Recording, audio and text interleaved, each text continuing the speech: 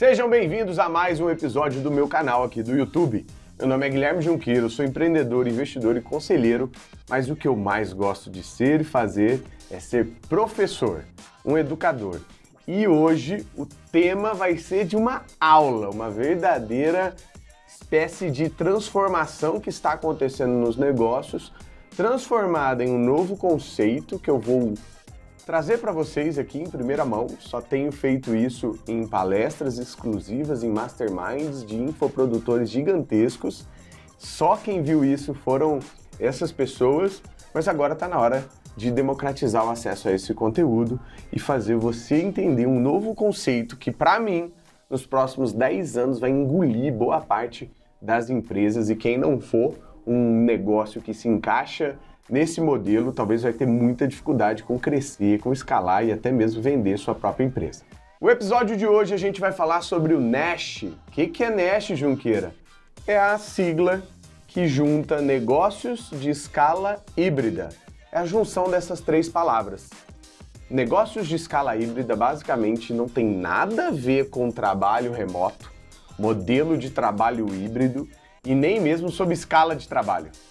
Negócios de escala híbrida, eles combinam um modelo de escala que potencializa sua lucratividade sem deixar o equity de lado.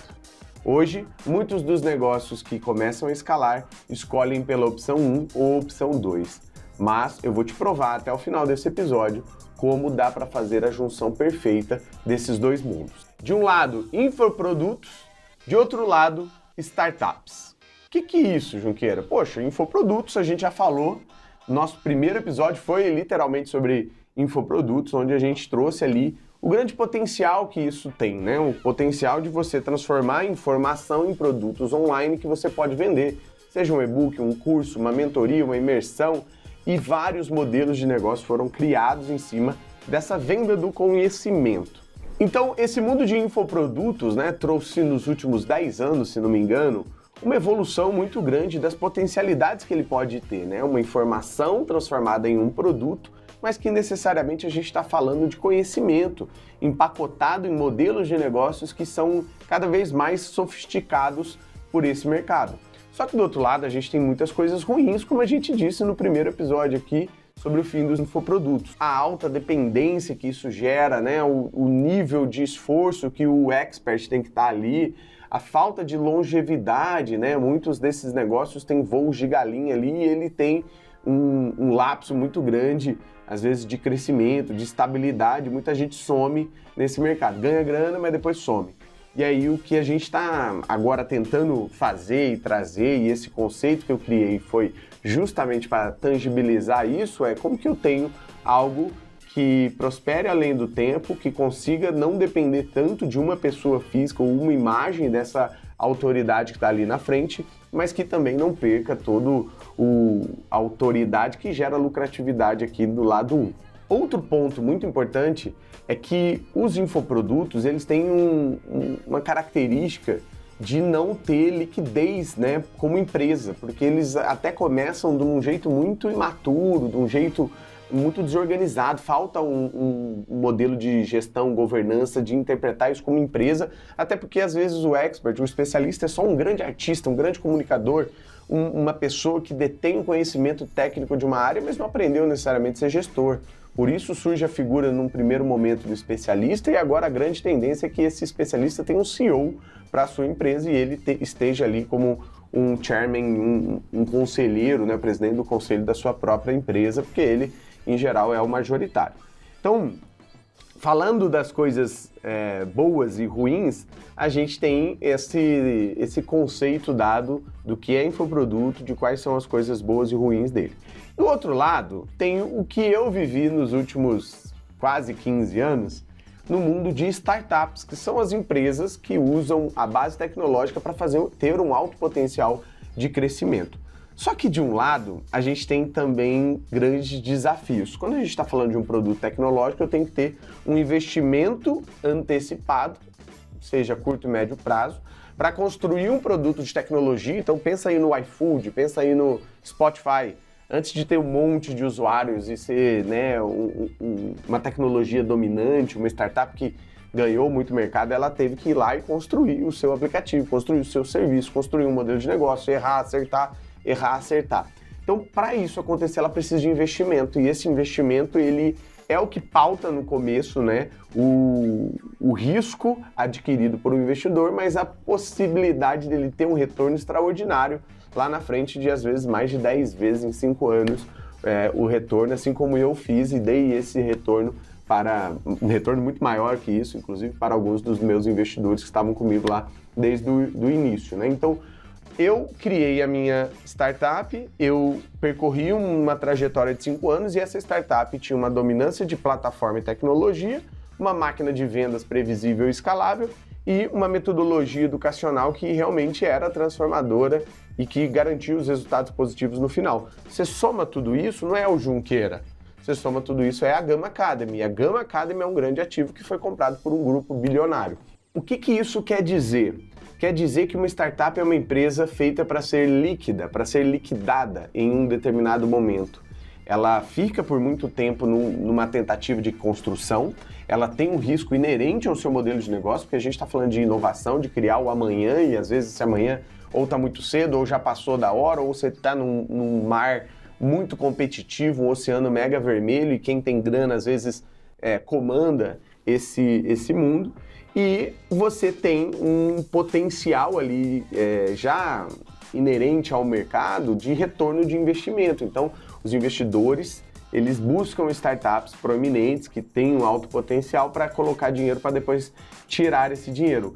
O que já é diferente de infoprodutos, que não faz sentido botar dinheiro em uma empresa que depende unicamente de um influenciador, de uma autoridade. Então, passar esse nome para a empresa é um grande caminho. Foi aí que eu vi um grande potencial de intersecção entre infoprodutos e startups, dado o conceito, dado os prós e contras de cada um desses mundos. Por que não aproveitar o melhor que eles têm em conjunto? Foi aí que eu criei o Nash, um conceito de negócios de escala híbrida que pega na hora de escalar o melhor de um mundo e o melhor de outro mundo e faz esse híbrido entre infoproduto e startup.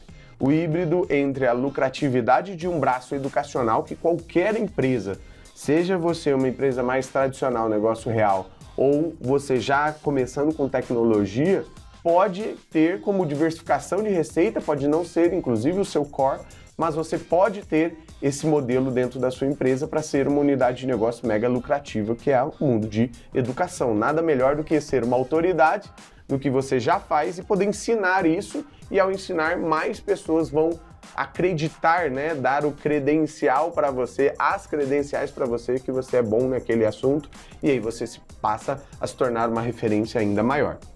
Então vamos lá, pegar o melhor dessa junção dos dois lados, né, dos dois mundos. Se a gente conseguir criar uma marca única, ou seja, tira lá o Joel J da equação, né, totalmente dependente da pessoa e cria uma empresa, você já tem algo muito mais forte, uma marca única que você vai passar toda a autoridade, a audiência, marcando essa empresa, fazendo conteúdo junto com a empresa, falando que ela é sua empresa, assinalando como CEO dessa empresa, assinalando como fundador, assinalando essa empresa como o grande gatilho de todos os seus produtos, todas as coisas que você faz. Isso vai, ao longo do tempo, ir ganhando ali uma equação que nunca vai ser maior do que o próprio infoprodutor, enquanto tiver ele sozinho. O que tem que acontecer é a dissipação, né, a despersonalização dessa imagem dessa pessoa como autoridade dentro desse braço educacional, dentro dessa EdTech que você está criando, descentralizando o conhecimento, inclusive. Então pega o caso do Ícaro de Carvalho, era só ele e o Novo Mercado. Depois ele chamou outros professores que conheciam, inclusive, assuntos que ele não tinha total domínio, ele não era o maior referência nesses assuntos, e aí acaba que o Novo Mercado fica maior do ponto de vista educacional, do ponto de vista de marca única e principalmente valuation. Agora sim, você construiu uma empresa que não depende agora mais somente do Ícaro. Ajuda, vai ter essa necessidade ao longo do tempo? Vai, mas ele agora tem vários outros experts que têm ali muitas horas gravadas, muitas horas de mentoria que são dadas ali dentro dessa comunidade. Que mais? Como que a gente junta dois pontos muito fortes no mundo de infoprodutos, que é autoridade e audiência? Uma coisa que nas startups isso é um grande calcanhar de Aquiles, né? As startups aprenderam que inbound marketing era um caminho para o sucesso, ou seja, fazer um monte de conteúdo relevante e dar ele totalmente de graça para a sua audiência, seja num e-book, num webinar, porque era um jeito de capturar leads. O que o mundo de infoproduto faz? Ele vende. Ele tem conteúdo gratuito? Tem conteúdo de isca? Tem coisas que nas redes sociais às vezes entregam mais do que você pagar algo? Sim, tem. Mas a grande maioria dos racionais é que existe uma escadinha de produto, do mais barato para o mais caro, do mais low touch para o mais high touch, do faça sozinho, depois eu faço com você, depois eu faço por você. Essas escadinhas começaram a repensar o modelo que a startup adquire cliente. E aí a gente começa a ver fundadores que vão para o front, fundadores que vão representar as suas startups e pessoas especialistas ali que vão se conectar com outras pessoas. Afinal de contas, a gente não compra de uma marca, você não compra da Remédio da CIMED, você vai comprar e se assimilar ali com o João Adib, porque você segue o cara tem mais de 3 milhões de seguidores e é dono de uma empresa bilionária. Para que ele vai lá pro front? Para que ele vai lá se expor? Porque as pessoas se conectam com pessoas, então fica mais fácil você ter um entendimento, plantar essa semente na cabeça das pessoas e começar a ser uma grande autoridade. Terceiro ponto da intersecção, alta lucratividade. Tem infoprodutos, galera, que tem 80% de margem.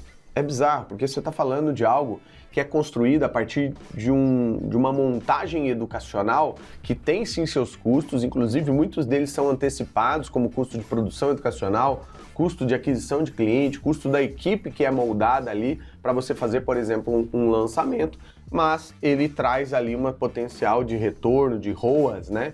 De às vezes 8x, de 10x, então você tem algo muito escalável ali dentro do seu escopo de produto e serviço, ainda mais se você tiver demanda reprimida, né? Os primeiros acabam sendo maiores e mais lucrativos, depois você começa a ter que necessariamente se reinventar. Mas, claramente, isso já traz um checkmate ali para o mundo de startups que, na real, são até instruídas pelos próprios investidores a não ter lucro no começo da sua vida, porque mesmo se ela tiver break-evada, ou seja, ela empatar ali o que ela recebe e o que ela gasta, ela tem uma necessidade de crescimento rápido. Logo, ela tem que queimar dinheiro, né, o burn rate dela, ou seja, colocar esse dinheiro de lucro que ela tiver como um reinvestimento, principalmente em marketing, produto tecnológico, para que ela consiga chegar mais rápido onde ela quer chegar. Então, aqui eu estou falando de velocidade. Aqui eu estou falando de uma tentativa de saudabilidade, né? Porque realmente, mesmo sendo lucrativo, existem muita sazonalidade nesses lançamentos ou nas estratégias que são feitas. Então, é difícil você ver um padrão muito linear, né? A não ser que seja recorrente, seja baseado em assinatura, comunidade, uma espécie de SaaS, de assinatura ali de comunidade, por exemplo, como é o próprio caso da comunidade Sobral, por exemplo, que traz essa recorrência e uma baixa taxa de churn, né, de pessoas cancelando. Então, isso traz uma alta lucratividade, né, a curto, médio e longo prazo. Além disso, recorrência e previsibilidade é algo que é uma música no ouvido de todos os investidores, uma música no ouvido dos próprios empreendedores. Por quê? Se eu sei quanto eu vou faturar no mês que vem, eu não vou ter que ficar empurrando pedra em cima da montanha. Eu tenho que transformar essa maquininha de vendas em algo que eu tenha controle dos inputs, dos gastos, e eu possa ir tunando de acordo com a minha realidade, de acordo com o meu momento, de acordo com o meu caixa. E aí é muito mais fácil você controlar o que você gasta do que controlar o que você recebe. Então, claramente, isso que tem que estar na mão do CFO, está na mão dos empreendedores ali. Quanto eu gasto, quanto que eu tiro o pé, quanto que eu coloco o pé, quanto que eu uso nitro, quanto que eu não uso. Então, recorrência significa você receber todo mês. Previsibilidade significa você já saber que o seu funil de vendas performa assim e ter quase que uma regrinha de 3. Se eu estou colocando 10 mil reais e sai geralmente 50, logo, se eu colocar 100 mil reais, vai sair 500. Então, essa previsibilidade de assumir o controle das métricas do funil e da performance traz para você uma condicional única de crescimento. Quando eu tenho uma máquina de vendas previsível, eu tenho que fazer só duas coisas. Ou eu trago mais gente aqui para o topo do funil, ou eu aumento a conversão do topo para o fundo desse funil. Então, isso é a mágica que acontece, por exemplo, em modelos como SaaS, Software as a Service. Quando você tem SaaS ou um micro SaaS dentro da sua equação como infoprodutor, você está trazendo um elemento que, em geral, vale 8 vezes o que ele fatura no ano. Enquanto isso aqui, a parte educacional, vale de 4 a 5 vezes. Então você está trazendo algo que significa algo no mundo de venture capital, de investidores, muito bem quisto, muito bem visto, porque você está falando de um cliente que está sendo bem atendido por um software que traz bem menos custo do que você ter que trabalhar consultoria, serviço e tudo mais, e você está trazendo um planejamento que vai empilhando receita, e quanto menos sair do seu balde aqui, menos furado ele tiver, melhor, porque você está trazendo mais gente e deixando menos embora. Então, isso são estratégias vitais aí para esse modelo. A união de escala com escada. Olha que legal. No mundo de infoproduto, você tem uma escadinha de valor, né? Você tem lá as iscas que você captura o lead, você tem o produto baratinho que qualifica esse lead, você tem os produtos de 270, 290 reais, depois você vai para os produtos de 900, 800, 900 reais, depois você vai para os 1.900, depois você vai para os 5.000, aí você tem o high ticket, aí você tem as imersões, os eventos, você tem os grupos de mentoria, você tem o perpétuo. Olha o tanto de coisa que você tem dentro de uma escadinha que vai depender muito do seu público-alvo, né? Se ele é poder aquisitivo alto, se ele é poder aquisitivo baixo, se ele tem muita gente ou pouca gente, se você é muito super sniper especialista ou você é mais amplo, seu assunto é mais popular. Então tudo isso depende, mas é o que o mundo de infoproduto já está acostumado a fazer. Agora imagina o potencial de juntar uma escadinha de produtos que já está validada, que está sendo replicada com cada vez mais previsibilidade, só que você junta com a potencialidade que a tecnologia dá, chamada escala. Nada dá mais escala do que a tecnologia, porque ela possibilita que uma hora você descolhe receita de custo. Então a linha de custo vai continuar baixa, porque você tem um software que você precisa manter ali, mas ele é um ativo que ele trabalha sozinho, 24/7 ali, e você agora junta com a escada de produtos educacionais que você tem e você possibilita essa escala. Como que eu faço isso, Junqueira? O software ele vai criando uma potencialidade, né, que num primeiro momento vai parecer que ele é linear, mas daqui a pouco ele vira exponencial, porque ao passo que você cria um bom jeito de entrada de clientes, de entrega dos seus produtos ou serviços, de recorrência, recomendação desses mesmos clientes a outros, você vai vendo que essa conta vira algo muito maior, então você consegue tangibilizar isso da melhor maneira possível. Se você tem um negócio de escala híbrida, você tem acesso a capital.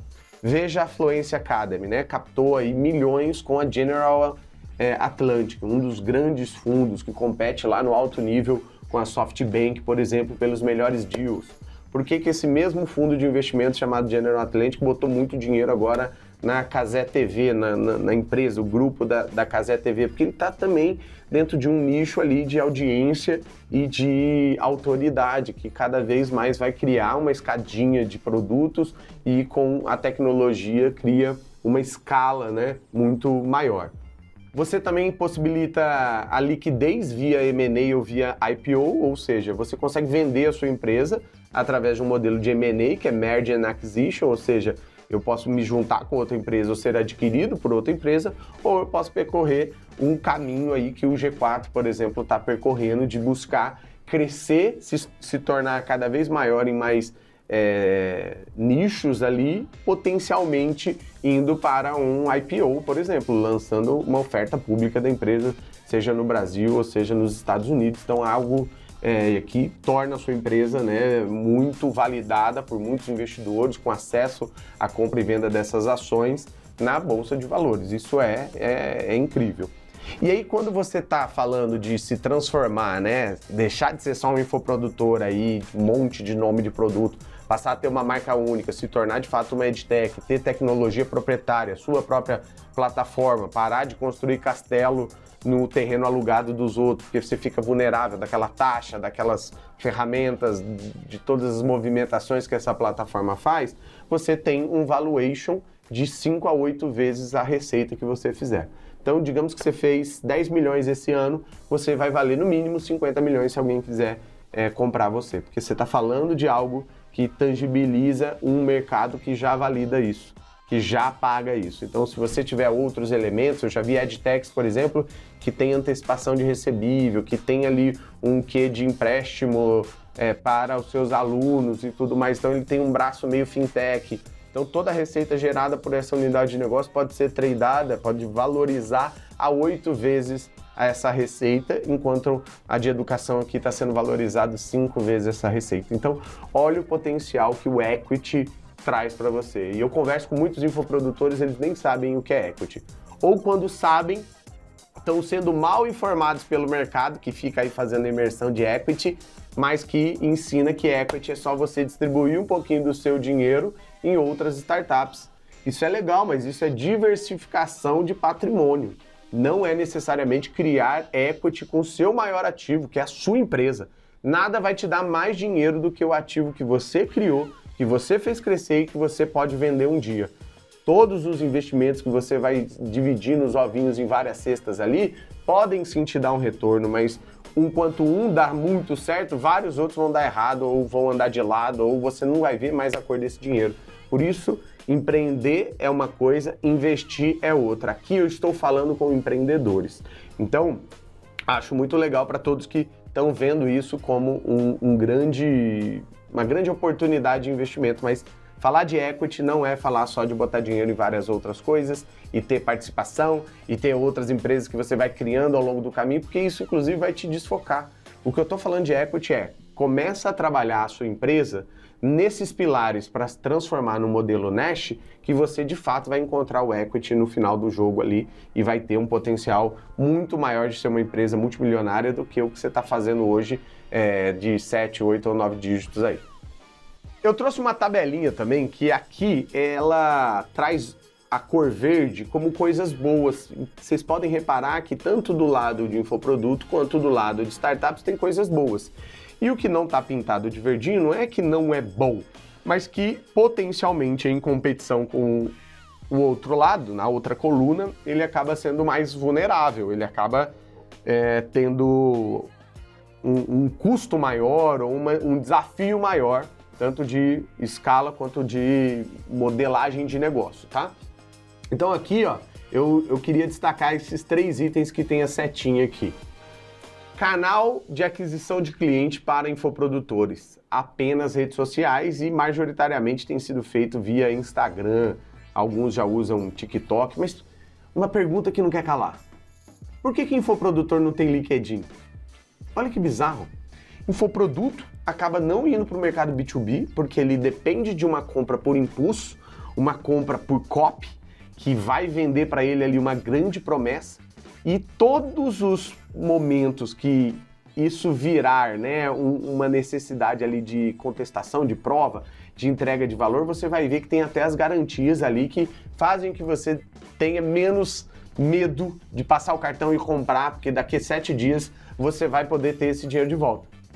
O que acontece é que em 7 dias você não vai conseguir nem assistir o primeiro módulo. Então já foi. Se você começou a assistir e realmente é muito ruim, você pede dinheiro de volta. Mas, em geral, isso acaba não acontecendo. E essas são as artimanhas, os gatilhos e tudo mais. E redes sociais são muito mais fáceis para fazer isso.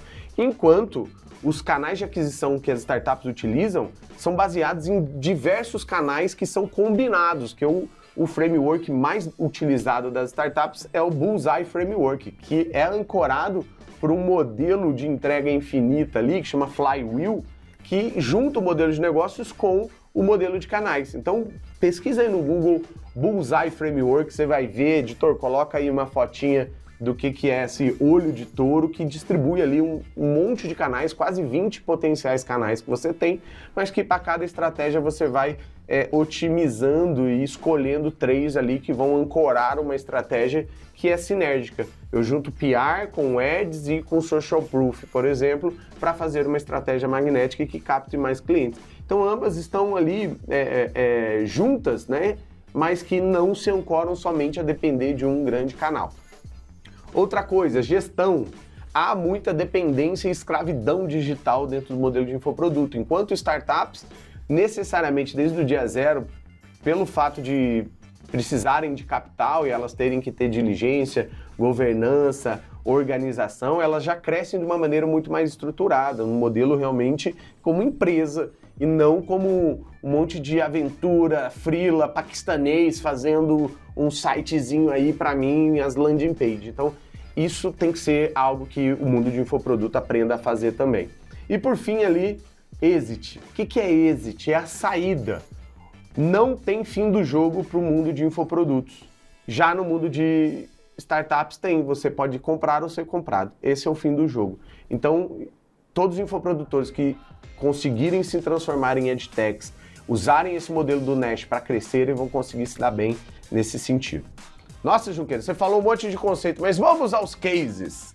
É hora, senhoras e senhores, de vocês apertarem os cintos e ver que tudo que eu estou falando, eu criei da minha cabeça o modelo de escala híbrida, mas a partir de muito estudo, a partir de muitos bastidores que eu estive em alguns desses casos que eu vou mostrar aqui, alguns que eu vou ainda mostrar para vocês, porque eu estou no conselho de vários desses novos cases Nash agora, negócios de escala híbrida, e que vão virar, né, o que para mim lá atrás possibilitou que eu conhecesse muito desse mundo de startups foi um livro chamado Lean Startup, que aqui no Brasil virou o Startup Enxuta, do Eric Ries. Eu acho que nos próximos anos eu vou poder compartilhar esses cases, botar isso também num livro, e o Nash daqui 10 anos vai virar um grande conceito. Assim como startups foi um conceito inovador de criar empresas, Nash também vai ser um modelo de ou transformar empresas que já existem em modelos que usam educação para criar e possibilitar essa escala, mas também para empresas que estão nascendo já começar com esse setup, né, muito diferente aí de construir uma companhia. Cases brasileiros de negócios de escala híbrida. Vamos lá. BTG Pactual compra Empíricos por 690 milhões de reais. Olha isso, o maior case validado do Brasil hoje de negócio de escala híbrida é a Empíricos, uma empresa que foi comprada por 690 milhões pelo BTG Pactual, um dos maiores bancos do Brasil. Não há validação melhor do que aquela que paga o preço por quem quer adquirir esse ativo, né? Então, BTG setou o valor, BTG que fez a oferta e fez essa aquisição. Por que a Empíricos é um negócio de escala híbrida, Junqueira? Empíricos utilizou muito da autoridade audiência para crescer e entregar valor numa escadinha de produto, que inclusive um dos fundadores ali, que vem da Oramas, se não me engano, ele tem um livro maravilhoso que faz com que você entenda como fazer uma empresa de 1 milhão, como fazer uma empresa de 10 milhões, como fazer uma empresa de 100 milhões. E aí depois vai trocando os valores, né, por dólar. Então, 1 milhão de dólares, depois 10 milhões de dólares, depois 100 milhões de dólares. E isso fez com que a Empíricos fosse um grande sucesso, crescesse, tivesse um modelo de recorrência, tivesse um modelo de assinatura, de research, de infoproduto, lançando inclusive o caso da Betina. Quem não lembra a promessa de 1 milhão de reais em 3 dias? É isso? 3 semanas? 3 meses? Não lembro, mas de qualquer forma foi um caso icônico aí. Marcos Marques vende participação minoritária do Grupo Acelerador por 45 milhões. Isso faz com que o valuation dele, ele vendeu 10%, uma fatia minoritária de 10% para o próprio grupo que ele tem no Giants lá, que é a galera que fez as imersões, empresários que fizeram a imersão e entraram no mastermind dele lá. E a galera botou grana numa cotinha ali que valorizou a empresa em 450 milhões. Ou seja, se 10% é 45 milhões, 100% da empresa vale 450 milhões. Então você vê que o modelo que ele utiliza acaba sendo muito parecido com o que todos os infoprodutores que estão olhando equity, que estão olhando tecnologia, que estão olhando fazer uma marca única, estão olhando. Em expansão, o grupo O Novo Mercado projeta faturar 70 milhões em 2023 e aposta no aumento dos assinantes da plataforma de cursos. Isso foi 2023. Este ano, no evento do Leandro Aguiari, que chama O Novo Ciclo, se não me engano, ele colocou uma projeção lá, o Ícaro fez uma palestra e colocou uma projeção de 100 milhões esse ano para bater agora em 2024. Então imagina que uma EdTech, como o Novo Mercado, faturando 100 milhões e tendo a recorrência, tendo a tecnologia, tendo essa dissipação da marca e da autoridade pessoal em vários professores que estão ali, é uma empresa que pode estar valendo no final do ano de 500 a 700 milhões, tradando ali entre 5 a 8x sua receita. G4 Educação alcança valuation de 1,2 bilhão e fecha 2023 com faturamento recorde. Então, mais de 200 milhões de receita, uma empresa que chegou nisso em menos de 5 anos, 4 anos se não me engano, saindo do zero e tendo exatamente o playbook do Nash como seu grande guide. Uma empresa de educação que faz um braço de tecnologia, que ancora a recorrência, a receita, distribui a sua autoridade em pessoas físicas ali que vão jogando vendas para as empresas. Alfredo, Nardon e Thales, desde o início, são esses âncoras para a empresa, mas que depois trouxe o Bernardinho, trouxe o Vabo, trouxe uma série de mentores e professores que dissipam, então, essa necessidade da autoridade só dos três, que ficou agora dentro de um produto da imersão e é o mais caro dos produtos da esteira deles. Então, isso fez com que o valuation estimado do G4 já fosse uma empresa de bilhão, né? E aí, por fim, Fluency Academy acabou de adquirir uma EdTech e agora prevê 200 milhões de receita em 2024. Uma empresa, essa foi aquela que eu falei, investida pela General Atlantic e conseguiu aí um valuation, né, gigante, irá conseguir, se bater essa receita até o final do ano, de algo muito parecido com o que o G4 também apresentou e apontou ali. Então, lembrando que o valuation só é realmente dito quando alguém paga, né? Então, a validação de qualquer valor é daquele que compra, daquele que executa ali a proposta. E aí eu quero fazer uma pergunta para vocês. O que todos esses cases aqui têm em comum? O que todos esses cases, 5 cases brasileiros, de vários que eu tenho aqui, mas eu trouxe esses que são representativos, eles têm em comum? Primeiro, uma pessoa que traz autoridade e que, através dessa audiência, joga tudo isso para sua marca única, e essa marca única acaba tangibilizando um ativo muito grande, que é muito maior do que o próprio infoprodutor, que o próprio especialista, que o próprio expert. Mas todas elas necessariamente têm. Fluency Academy começou com o Ravi Carneiro fazendo cursos de inglês, daqui a pouco ele já trouxe outra pessoa que faz curso de espanhol, outra que faz curso de francês, e aí eles se juntaram, colocou todo mundo dentro desse hall de experts e usa a parte da influência, né, a parte de influenciadores digitais para inclusive vender esses produtos de formação de língua estrangeira. O G4, já falei o exemplo, o Ícaro também, Marcos Marques e o Felipe Miranda ali na Empíricos. Todas elas têm pessoas que são autoridades e têm alta audiência para converter isso em vendas. E todas elas também investiram e investem em tecnologia para possibilitar com que aquela escadinha de produtos educacionais seja ancorada por uma esteira, né, que escala muito, muito rapidamente com o uso de tecnologia, times de produto, times de CTO, times realmente qualificados ali para conseguir entregar valor em cada um desses eixos e nichos e possam crescer através dessa ancoragem que a tecnologia traz. Então, na minha cabeça aqui, gente, viveremos 3 grandes ondas. A onda dos infoprodutos, que vão se transformar em modelos de negócio de escala híbrida. A onda 2, que são startups que vão aí para o lado educacional para conseguir autoridade e audiência, colocando seus fundadores ali no front, conseguindo trazer essa audiência e converter em alta lucratividade através de produtos educacionais que elas ensinam, o que elas vendem ali como autoridade nos seus nichos, com as suas plataformas e com as suas tecnologias. E por fim, teremos a terceira grande onda de negócios tradicionais. Eu já estou vendo açougue se transformando em negócio de escala híbrida, agência de turismo se transformando em negócio de escala híbrida.